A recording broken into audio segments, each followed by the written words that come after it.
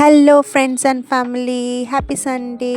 দেখো, সানডের সকাল সকাল আমি আর শতদল বেরিয়ে পড়েছি লাঞ্চ করতে। একটা নতুন জায়গা এক্সপ্লোর করতে চলেছি, সাথে নিচ্ছি তোমাদেরও। আমরা যাব ওই দূরে ভাসমান রেস্টুরেন্টটা যে দেখা যাচ্ছে নটিলাস, সেটায় যাওয়ার জন্য ওরা বিবাদীবাগ স্টেশনের ফেরারিঘাটে একটা লঞ্চ পাঠিয়ে দিয়েছে। সেই লঞ্চে আমরা উঠে পড়েছি। সেই লঞ্চে চড়ে আমরা যাচ্ছি আজকে নৌকা বিহারে দ্য নটিলাসে। ভীষণ সুন্দর পরিবেশ, আর রোদও উঠেছে, সেরকম লাগছে না। শতদলও হাই বলে দিচ্ছে তোমাদের। এখন আমরা চলছি ভাসমান রেস্টুরেন্টের উদ্দেশ্যে। এই যে পৌঁছে গেছি।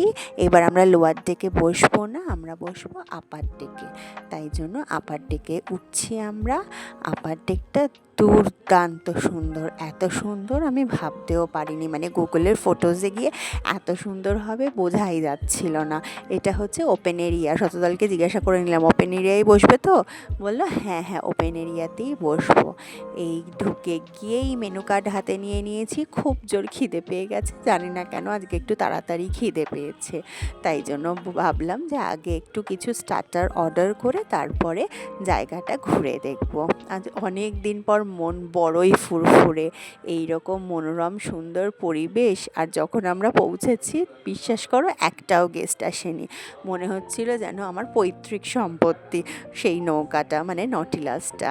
চলে এসেছে স্টার্টারে আমরা নিয়েছিলাম লসুনি ফিশ, অসম্ভব ভালো, মুখে দিলেই গলে যাচ্ছে যেন। আর দুটো মকটেল। এরপরে আরও একটা স্টার্টার নিয়েছিলাম, কিন্তু সেটা না আর ভিডিও করা হয়নি। তারপরে মেন কোর্সে চলে গেছি। আজকে দুপুরবেলায় হঠাৎ করে নান খেতে ইচ্ছা করছিল, নান আর চাম্পারান মাটন। আমরা দুজনেই খুব একটা সেরকম খাই না, একটু খেলেই পেট ভরে যায়। দেখো, কিছুক্ষণের জন্য আমার ভেতরে সিটিংয়েও বসেছিলাম বাইরে রোদ বলে, কিন্তু শতদল বলল না না না, এই এত সুন্দর জায়গায় বাইরে না বসলে উপভোগই করা যাবে না। দারুণ দারুণ দারুণ দিনটা কাটালাম। এই এখন বাড়ি ফিরছি। নটিলাসকে টাটা বাই বাই করে নেক্সট টাইম আবার আসবো। Thank you.